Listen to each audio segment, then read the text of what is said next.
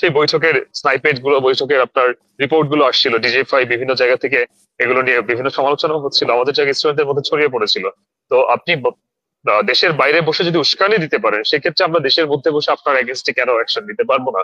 যতটুকু আমাদের আয়ত্তের মধ্যে আছে, অর্গানাইজড একটা বাহিনীর এগেনস্টে আমরা ভাবে রুখে দিয়েছিলাম। তো সেই জায়গা থেকে এই বিষয়গুলো ঘটানোর পরে আমরা যখন নতুন করে উস্কানিতে পড়ে যাই, তখন স্বাভাবিকভাবে মানুষ তার হিতাহিত জ্ঞান শূন্য হয়ে পড়ে, তার ক্রোধ এখানে ছাড়তে যায়। এটা করতে গিয়ে আবার কোনো দুর্ঘটনা ঘটাচ্ছে কিনা, সেটি হচ্ছে বিষয়।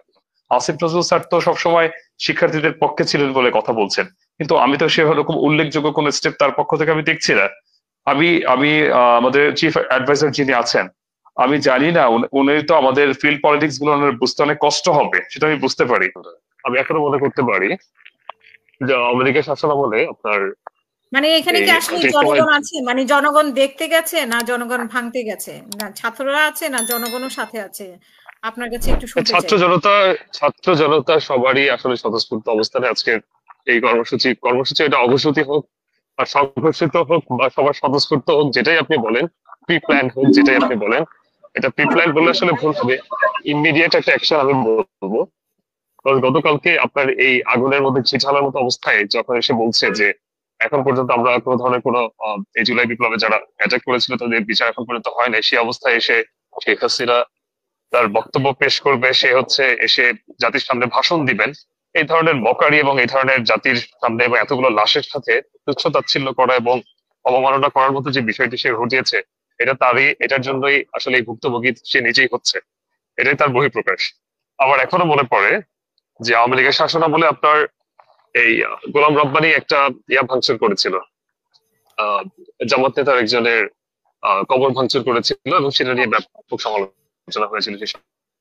এবং সে নিজে এসে লাইভে সেই বিষয়টা স্বীকার করেছিল যে হ্যাঁ এটি সে করেছিল, কি কারণে করেছিল সেটি ভিন্ন বিষয়, বাট সে করেছিল এই বিষয়টি। তো মানুষের কবর, যে একটা মানুষ মৃত্যু হলে তার সে সর্বোচ্চ কর্মফলে পৌঁছে গিয়েছে, সেই অবস্থানে যদি তাকে তার কবরের উপর ক্রোধ বা আক্রোশ ছাড়া হয়ে থাকে, সেই বিষয়টি তাদের ক্ষেত্রে যেমন সত্য, এবং আমি মনে করি তারাই এই বিষয়টি শিখিয়ে দিয়ে গিয়েছে যে আরেকজনের বাড়ি ঘর দরের উপর হামলা করে নিজেদের আহ ক্ষুব্ধতা বহিঃপ্রকাশ ঘটানো সম্ভব।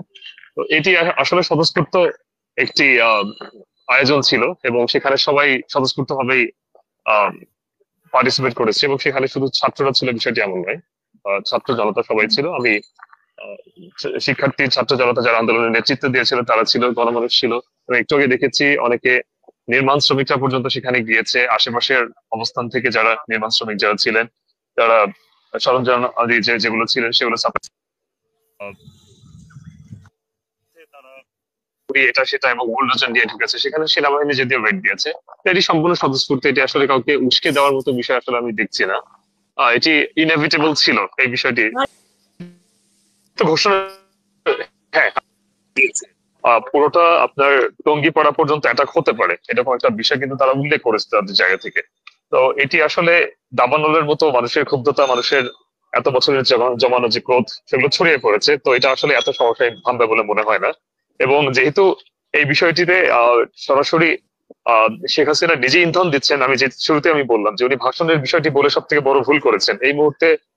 উনি তো এই মুহূর্তে ওনাকে তার পেরেছি আপনার কনসেপ্ট বুঝতে পেরেছি, এত বড় একটা মেসাকার ঘটিয়ে আপনি ইসের বাইরে চলে যাচ্ছেন, সেক্ষেত্রে আপনি আপনার নেতাকর্মীকে অরক্ষিত অবস্থায় ফেলে চলে গিয়েছেন। একই সাথে আহ তাদেরকে বিভিন্ন জায়গা থেকে নির্দেশনা দিচ্ছেন। এই যে কয়দিন আগেই তো আপনার নভেম্বরের 10 তারিখে তো north south east West BRAC বিশ্ববিদ্যালয় জ্বালিয়ে দেওয়া হবে, তাদের মধ্যে যে মিছিল, সরি, তাদের মধ্যে যে বৈঠক গুলো হচ্ছিল, সেই বৈঠকের স্নাইপেট গুলো, বৈঠকের আপনার রিপোর্ট গুলো আসছিল ডিজিএফআই বিভিন্ন জায়গা থেকে, এগুলো নিয়ে বিভিন্ন সমালোচনা হচ্ছিল, আমাদের জায়গায় স্টুডেন্টদের মধ্যে ছড়িয়ে পড়েছিল। তো আপনি দেশের বাইরে বসে যদি উস্কানি দিতে পারেন, সেক্ষেত্রে আমরা দেশের মধ্যে বসে আপনার এগেনস্টে কেন অ্যাকশন নিতে পারবো না? যতটুকু আমাদের আয়ত্তের মধ্যে আছে, প্রথমত এটি। দ্বিতীয়ত দ্বিতীয়ত হলো, আপনি একটা বারের জন্য আপনি আপনার নেতাকর্মী একজনও বলে নাই আপনারা অনুশোচনা বোধ করছেন। এতগুলো মানুষকে মেরে ফেললেন প্রায় 2000-এর কাছাকাছি, যেটার স্টার্টিং পয়েন্টে যেটা জাস্ট সিম্পলি একটা কোটা সংস্কার আন্দোলন ছিল, সেটাকে আপনারা গড়িয়ে নিয়ে সরকার পতন পর্যন্ত নিয়ে গিয়েছেন। 18 তারিখ বিনা উস্কানিতে সাধারণ শিক্ষার্থীদের উপর, এই বেসরকারি বিশ্ববিদ্যালয়ের শিক্ষার্থীদের উপর যে নির্বিচারে মানে অ্যাটাক করেছেন, মানুষকে, আবু সাইদকে যেভাবে জনসম্মুখে গুলি করে হত্যা করেছেন, মুগ্ধকে যেভাবে হত্যা করেছেন, তো এই বিষয়গুলোকে আসলে আপনি এতটা আপনি একটা ব্রুটালিটির সর্বোচ্চ পর্যায়ে যাওয়ার পরেও আপনি বাইরে থেকে আপনি উস্কে দিয়ে জনগণের মধ্যে এক ধরনের সিভিল ওয়ার লাগানোর চেষ্টা করছেন, সেখানে আপনি মনে করছেন আপনার এই ইনফ্রাস্ট্রাকচার ডেভেলপমেন্ট গুলো বা আপনার কাঠামোগত যে বিষয়গুলো রয়েছে সেগুলো বেঁচে থাকবে, সেটা আসলে চিন্তা করাটা বোকামি। আপনি নিজেই আপনার নিজের কবর করেছেন, এরপরে উস্কে দিয়ে আপনি নিজেই সেটাকে নিজের মনের আক্রোশ মেটানোর চেষ্টা করতে গিয়ে আবার নতুন আরেকটা দুর্ঘটনা ঘটাচ্ছেন। এটার জন্য আপনি দায়ী। আমি আমার ফেসবুকে দুটো স্ট্যাটাস দিয়েছি এটা নিয়ে। একটি কথা হচ্ছে যে আপনার যখন যুদ্ধ হয়, ওয়ার ক্রাইমের মধ্যে আপনার টোটালি এমন কিছু বিষয় ঘটে যায় যেগুলো আসলে আপনি কোনো লজিক দিয়ে ব্যাখ্যা করতে পারবেন না। এটি একটা নিরস্ত্র জাতির উপর একটা নিরস্ত্র জায়গা থেকে আমরা আপনি দেখেছেন এশিয়ার মধ্যে যেখানে আমরা সাধারণ শিক্ষার্থীরা আমরা এই টিনের চালা, তারপর হচ্ছে আপনার এই বাথরুমের এটা সেটা বিভিন্ন জিনিস নিয়ে আমরা হচ্ছে নিজেদেরকে প্রোটেক্ট করার ট্রাই করেছি।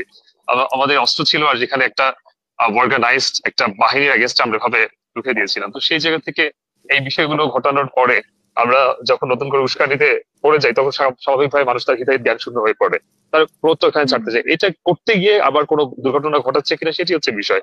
এই ক্ষেত্রে আমি একটা বিষয় উল্লেখ করেছি যে যদি তৈরি হয়ে গেল না, এখন মানুষের মানে সাধারণ মানুষ যারা বের হয়নি তাদের মধ্যেও তো এক ধরনের অস্থিরতা, যে দেশ আবার মনে হয় কোনো সমস্যার মধ্যে পড়ে গেল, তাই না?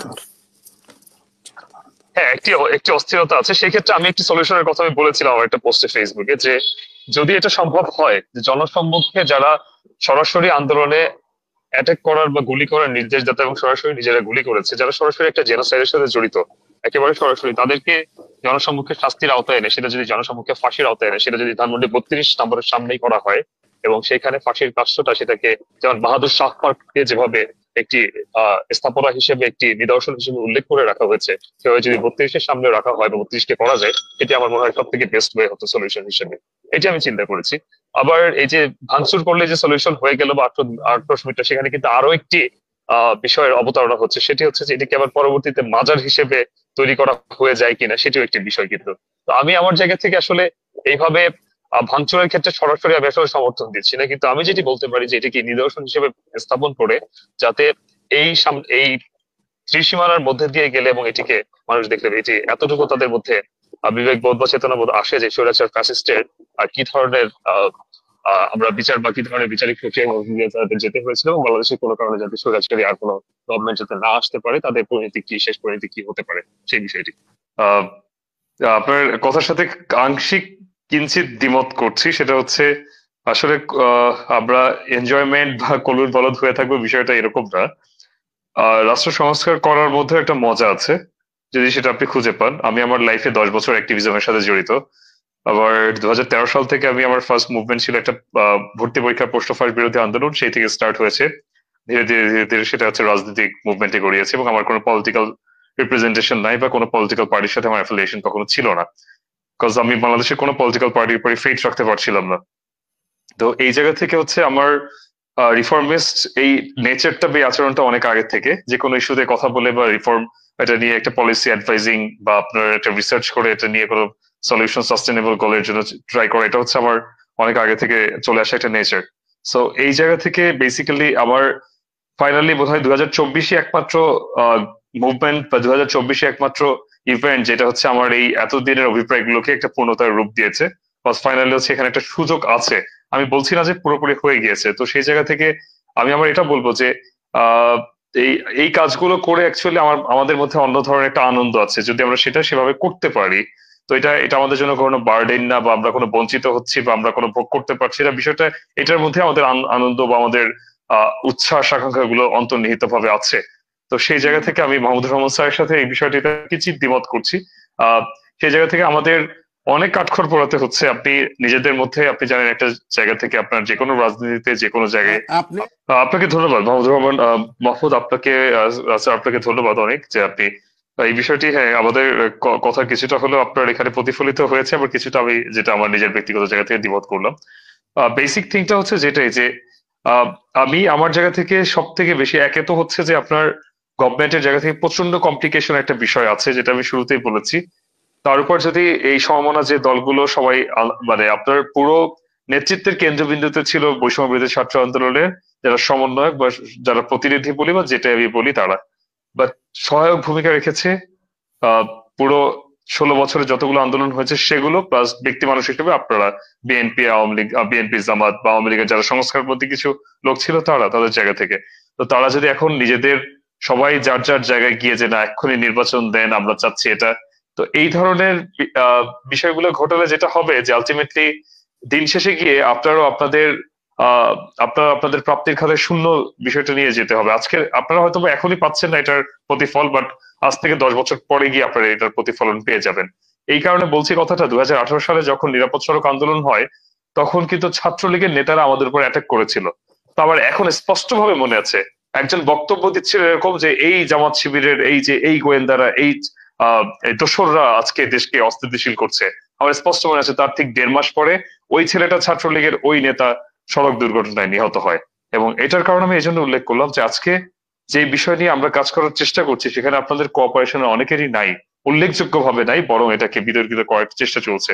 তো সেই জায়গা থেকে আপনারা কোঅপারেশন যদি আজকে না করেন 10 বছর পর হয়তো আপনার ফিউচার জেনারেশনই এটা দ্বারা নিগৃহীত হবে এবং এটা ভুক্তভোগী হয়ে থাকবে। তো এই জায়গা থেকে সবার কোঅপারেশনটা কাম্য। আর আমার অ্যাডভাইজারের জায়গা থেকে যারা আছে তাদের জায়গা থেকে যে বিষয়গুলো আসছে সামনে, যে বারবার অনেকেই তাদের এক্সপার্টিসের জায়গায়, আমি যদি বলি অ্যাডভাইজারির যেমন আইসিটি ডিভিশন বা যেটাই আমি বলি তার এক্সপার্টিসের জায়গায় তাকে হচ্ছে এই বিষয়গুলো R&D করে করে এই বিষয়গুলো পড়ে পড়ে রিডিং করে করে তারপর হচ্ছে এখানে স্টেপ নিতে হচ্ছে এবং সেখানে তার পলিসি অ্যাডভাইজার তাকে হেল্প করছে। তো সেই জায়গা থেকে তার হিমশিম খেতে হচ্ছে।